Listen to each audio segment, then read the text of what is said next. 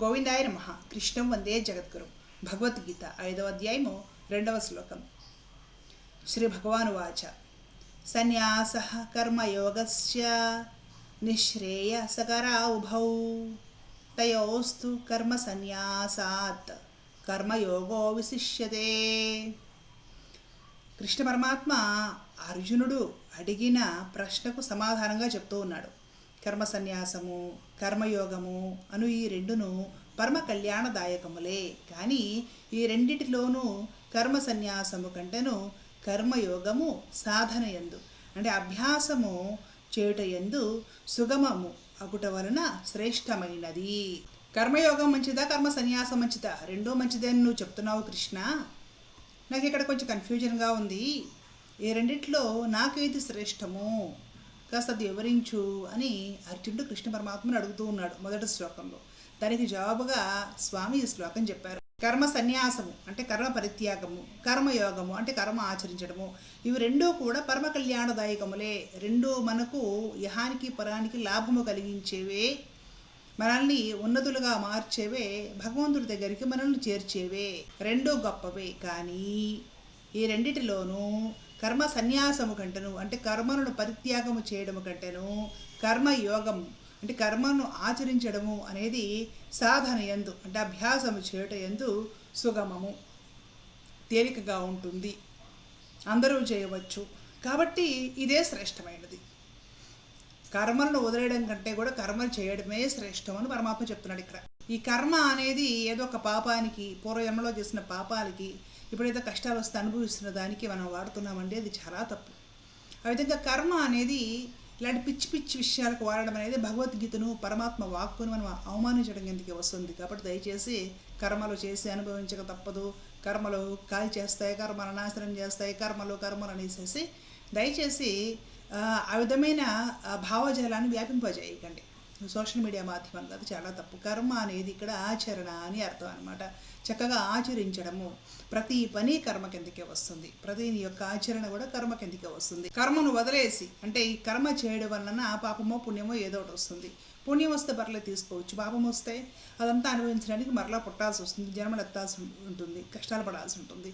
కాబట్టి అసలు ఏ కర్మ చేయకుండా కర్మ సన్యాసం చేసేసి ఏదో భగవంతుడిని ధ్యానించుకుంటూ టైంకి దొరికింది తింటూ పడుంటాను అంటే అది కూడా కర్మయే అని పరమాత్ముడు ఎన్నో చోట్ల భగవద్గీతలోనే చెప్పి ఉన్నారు. కర్మలు భౌతికంగా వదిలేసి మానసికంగా కర్మలను స్మరిస్తూ ఉన్నా కూడా మరి కర్మలు ఆచరించినట్లే కదా. భౌతికంగా చేయడం వల్లనే కాదు, మానసికంగా చేసే ఆలోచనల వల్ల కూడా పాప పుణ్య ఫలితాలు ఉంటాయి. భౌతికంగా రామ రామ అని అనక్కర్లేదు, మానసికంగా రామ్ రామ్ అని స్మరించుకున్నా కూడా రామనామం చేసిన పుణ్యం ఉంటుంది అని మనం నమ్ముతూ ఉన్నప్పుడు భౌతికంగా ఒక తప్పు చేయక్కర్లేదు, మనసులో తప్పు చేస్తున్నట్లుగా ఆ విధంగా మనము ఏదో ఒక పిచ్చి పనిలో, పొరపాటులో, తప్పులో మానసికంగా లేదంటే ఈర్ష్యపట్టము, అసూయ, ద్వేషం ఇలాంటివి మానసికమైన ఆలోచనలు చేసినా కూడా అది కూడా పాపం కలుగుతుంది కదా. మనసుతో చేసిన కర్మ అవుతుంది అది. కాబట్టి కర్మ సన్యాసం చేసి తప్పించుకుంటాము అంటే అది అయ్యేది కాదు, అది కాస్త కష్టము కూడా. కాబట్టి కర్మయోగం ఆచరించడం అనేది సుగమము, చాలా తేలిక మార్గము. కాబట్టి కర్మయోగం ఆచరించాల్సిందే. ఇది చాలా శ్రేష్టమైనది. ఎందుకు శ్రేష్టమైనది? ఎలాగో మనిషి పుట్టిన తర్వాత ఏ ప్రాణం అయినా సరే పోయేంత వరకు ఏదో ఒక కర్మ చేయక తప్పదు. మనసాన పడి ఉన్నవాడు కూడా కాళ్ళు చేతులు శరీరం పని చేయకపోయినా కూడా మానసికంగా ఏవో ఆలోచించుకుంటూ ఉన్నాడు. మానసికంగా ఎవరి మీద కోపం రావచ్చు, మానసికంగా దుఃఖం కలగవచ్చు, మానసికంగా ఇంకేవేవో అనిపించవచ్చు, ఆలోచన కలగవచ్చు. మరి అవన్నీ కూడా మానసికమైన కర్మలు, ఆలోచనలు. మరి మనసుతో అంత ఆలోచనలు చేస్తున్నామంటే దానికి ఉండే పాప పుణ్య ఫలితాలు కూడా ఉంటాయి ఖచ్చితంగా. కాబట్టి కర్మ అనేది నిరంతరము సాగుతూ ఉంటుంది. తినడము, తాగడం, నిద్రపోవడం ఇవన్నీ కూడా కర్మలే. ఇవైతే ఖచ్చితంగా చేస్తే అడగదా, విడిచిపెట్టడానికి లేదు కదా. కాబట్టి కర్మ సన్యాసం, కర్మలను విడిచివేస్తున్నాను అనేది ఆచరించడం అనేది చాలా కష్టము. కర్మయోగం చాలా సుగమము. ఎట్లాగా?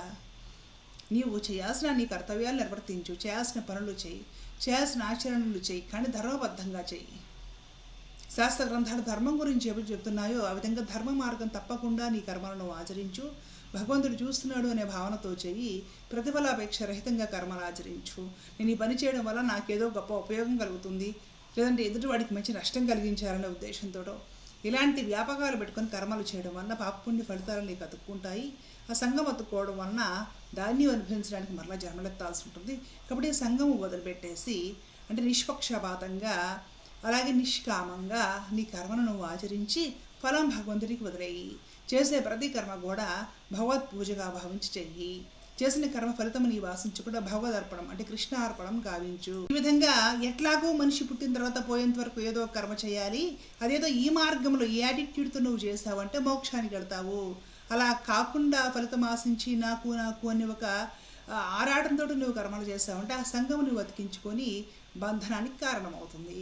అంటే ఒకే కర్మ ఫలాపేక్షతో చేయడం వలన బంధనాలకు కారణమవుతుంది, అదే కర్మ ఫలాపేక్ష రహితంగా చేయడం వలన మోక్షానికి హేతు అవుతుంది. కాబట్టి కర్మయోగం అనేది ఆచరించడం చాలా ఉత్తమమైనది.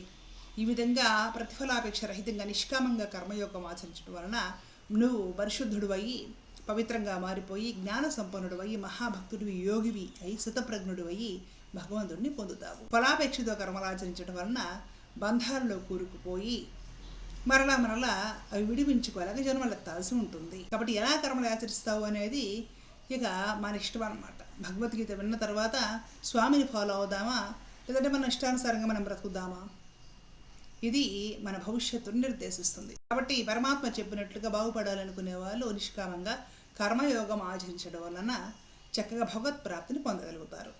ధర్మో రక్షత రక్షిత. జై శ్రీమన్నారాయణ. కృష్ణార్పణం.